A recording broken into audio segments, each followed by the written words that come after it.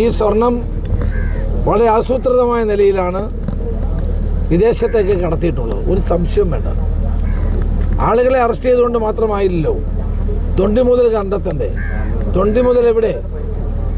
വിദേശ രാജ്യങ്ങളിലേക്ക്, അന്തർദേശീയ മാർക്കറ്റുകളിലേക്ക് ആൻറ്റിക്സായി ഇത് കടത്തിയാൽ വലിയ കോടാനുകോടി ഇവിടെ ലാഭം കിട്ടുമെന്ന് ഉറപ്പുള്ള ആളുകളായി ഇതിൻ്റെ പിന്നിൽ പ്രവർത്തിക്കുന്നത്. അതുകൊണ്ടാണ് ഒരു വിദേശ മലയാളി കാര്യം പറഞ്ഞപ്പോൾ ഞാൻ SITയുടെ മുമ്പിൽ ചെന്ന് പറയാമെന്ന് കരുതിയത്. കൂടുതൽ അന്വേഷണം അനിവാര്യമാണ്. ഈ കാര്യത്തിൽ ശക്തമായ നടപടി ഉണ്ടാകണം. ബഹുമാനപ്പെട്ട ഹൈക്കോടതിയുടെ നിയന്ത്രണത്തിൽ CBI അന്വേഷണം വരണം.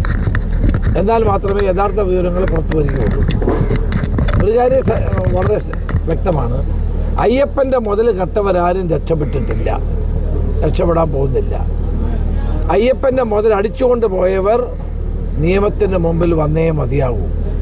അതിനു വേണ്ടിയിട്ടുള്ള പോരാട്ടം ഞങ്ങൾ തുടരും.